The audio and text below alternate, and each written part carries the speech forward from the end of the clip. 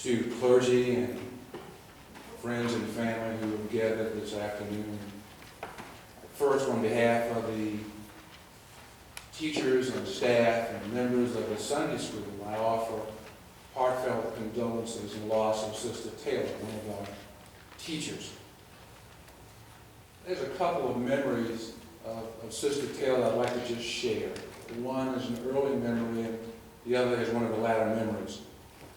As has been said by many, one of my first memories of Sister Taylor is being introduced to her, and then her introducing others to me. And before I realized that some of her introductions as she made them were not as I first assumed, because she'd introduce folks, this is my daughter, this is my son, these are my children. And I, in the beginning, thought that she actually had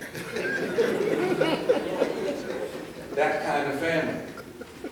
And later on, I became one of those folks as she later introduced people. I was one of her children, and my family was her family. One of the latter memories is, as Pastor Haywood mentioned about that car, because I was interested in it too. But Pastor, it was a Buick Skylark, it wasn't a Cutlass. It was a classic car. But as has been mentioned, she was a classy dresser. All right. And what she wore most of the time for the hat wearers, lots of hats. Oh, yeah. And I remember one Sunday we had an evening service, and she found she saw a parking space that was in front of the church. And if you can remember Sister Taylor, she was not very vertically, she was short. And as you saw this car pull in, you could only see the top of that hat. You couldn't see if there was anybody in there. Just the top of that hat. But I knew it was her car. And as she pulled into the front of the church to try to maneuver that large vehicle into this inadequate parking space, she inadvertently touched the car that was a little closer to the white line than she thought it should have been. And she moved the vehicle, she moved it. With her car.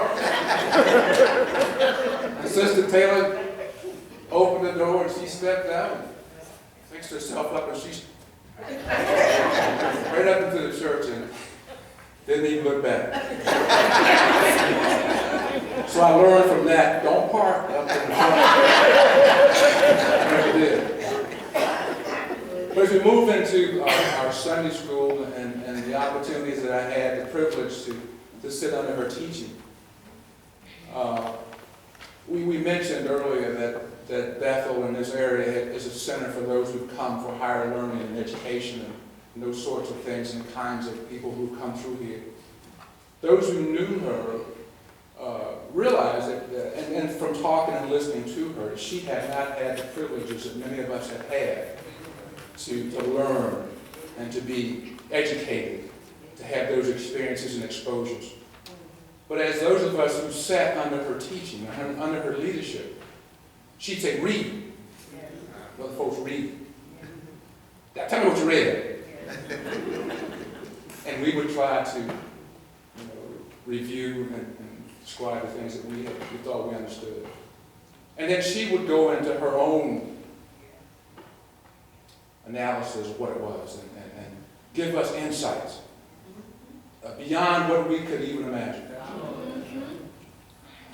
And one of the things, and in the course of her doing that, many times she talked about her experiences, where she had been and what she had had, and the things that the Lord had brought her through. One of the things that really stuck in my mind is that in one of her reviews and her discussions about that, she talked about not having a lot of things. She liked nice things, but she had not been privileged to have a lot of nice things. But she had had the opportunity to be around to work with or for people, taking care of their things. She was a person who had the privilege to take care of others. And she said, I did it as if it were mine. I had the pleasure of taking care of these things. I treated them nice. I enjoyed them. I loved them. And she was just so sincere about it. And I didn't understand all of that when I heard it.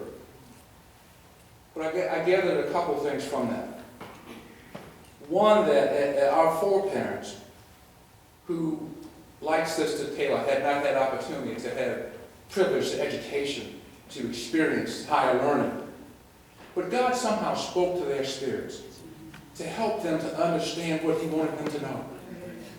And Sister Taylor was one of those people whom God had spoken to and allowed her spirit to reach out and touch and to discern things that we who were educated could not even come close to. The other thing is I learned is that, as she mentioned, taking care of things that belong to other people as if they were hers. I related that to her connecting to young people and to all people, to children. As she cared for, as she loved, she didn't have any children of her own, but she loved them as if they were her own. All right.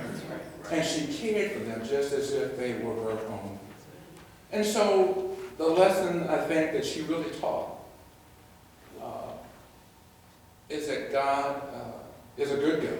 Yeah. And He is a God who doesn't look on big eyes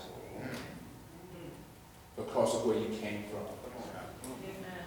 But it's your heart. He looks inside. And He saw that warm, loving, caring heart. And He provided for her all that she needed. Because she has a family like this. She has a family like this. So I am thankful, and we were privileged as a Bethel Church School to have Sister Taylor as one of our teachers. She taught more than we could ever imagine. And I pray that now I know she's in the arms of our Father. And she's sitting around teaching and telling stories about all the time. All her children back here in Hampton. God bless you.